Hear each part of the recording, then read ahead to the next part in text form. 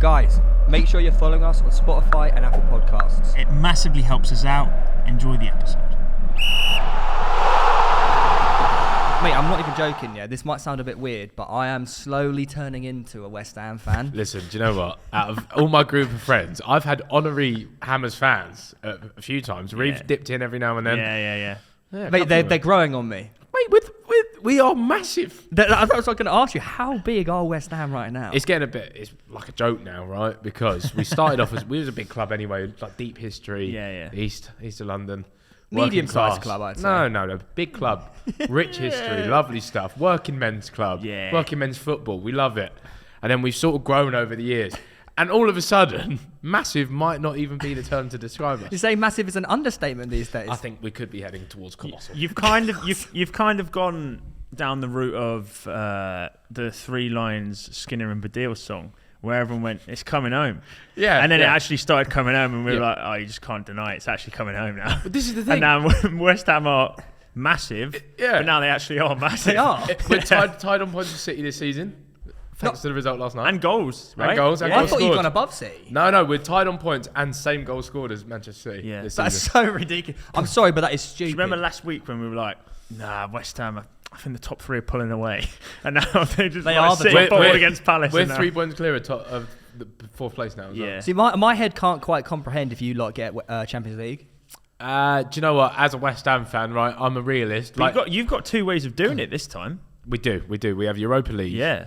Which we're favourites to win now on bookies. I would say so. What? On the bookies. Think about the other teams in it, mate. They're fourth in the Premier League, which is the most competitive league in the world. In the bookies, we're favourites to win the Europa League. Who else is in the Europa League? You've got people like Villarreal. Is it Valencia, something like that? Yeah, they're Valencia in in it. Yeah. No, There's, in the top list, I think it was West Ham, Valencia. I can't remember Leicester anyone else. Really. Leicester might be. Leicester's still in it. Yeah. Yeah. It was group stages, isn't it? Yeah. Oh. It's only, Yeah, no, I know that. Obviously, I run a football podcast. Yeah. We got last. You got it this week as well, right? We do. Yeah. Thursday. I think Is it's it the last. home? It's the last group. No, it's away this one. Who So, mate, our group. I only know Genk and who's the other people that we played? Should we? I'll It's save you because it's the ones that Spurs lost to. Spurs lost 3-0 to them last year, and then we went and dicked them down as well. Dynamo Zagreb. Zagreb, yeah. I remember. Them. Yeah, I Dynamo remember Zagreb. walking past London Stadium on that Thursday night, and I was like, "There is an atmosphere already." It was like 5 o'clock, and there was an atmosphere already brewing. Tell you like what, as a West Ham and then fan- you've got Rapid Vienna. yeah, as Rapid your Vienna, final team nice, in the group. easy, light work. Yeah. Do you know what? In the Europa League, 3 points in all games and no goals conceded. Yeah, Mate. Europa League group 7-4-0 against. Who's in goal for you during the Europa League? Because I read, is it Areola? Yes, Areola. Because I read that he's still not conceded a goal for West Ham. No, his performance the other night as well. I think he's pushing Fabianski at this point. His performance the other night was outrageous. But that's healthy competition, like that. Yeah. But they're both very good keepers. But he's on a loan deal. From Real Madrid, am I right? I think it is Real Madrid, is it not? PSG, What was he loaned to? Oh, Yeah, it's it is. PSG. Yeah, Oh, He was bought by PSG and then he was loaned to Fulham. His parent club is And then PSG, he was- yeah. But I think he's still young, isn't he? But I don't know if it's a loan with an obligation or an option. I'm not too sure. But I think Fabianski's just kicked the bed for Poland, hasn't he? He's sat that off. And he's still a really good shot stopper, but I think he's probably on his way out now. It's probably a similar situation with Arsenal, isn't it? Like Ramsdale's the new young keeper coming through, and the more game time they get, the more they're going to slowly become number one. Yeah, and I just think Areola for say like 25, 30 mil, I think it's a steal really. Oh, Very mate. Because some of the saves he made the other night, I was sat there, I was like, he's got to be in a team. Like he's got to be in the Premier League team now. But even at Fulham, it was fantastic. His like save percentage was like up there. With it was up there. Yeah, season. his stats were ridiculous last season. Some of the players West Ham have right now are genuine. Like, not only are they like full on internationals, but I feel like some of them could walk into any club in the top 4. And I know it's quite a big on statement. form, on current form, form, not history of the not players' history. In playing how they're playing But right now, like this- Declan Rice, for example. Declan Rice walks into any any team club, in Europe. any team. He's not gonna the lie. best English midfielder. Yeah, it's a big in the statement. country. He walks into any European. I genuinely top think he club. does. Because even if you take, say, Barcelona, for example, they're in such a shit state right now that We'll like take him. Absolutely. like if they go, what CDM do they have? Like Sergio Busquets, Frankie De Jong. Like, I'd take Declan Rice to dictate the midfield in Barcelona. Well, he's not currently a proper actual CDM, is he? He's like in Got a to double remember- Like, he could do a pivot. job He's there, a couldn't he? defensive Do you know? midfielder. You've got to remember as well, he's 22. Yeah. Like he's 22. 3 years younger than me. He's 22, mate, and he's getting better and better. That's the thing, Yeah. right? He's ridiculous. adding goals to his game is like. Which he's just But started doing as well. he's like, he embodies the entire culture of West Ham, which is why he's such a fan favourite as well.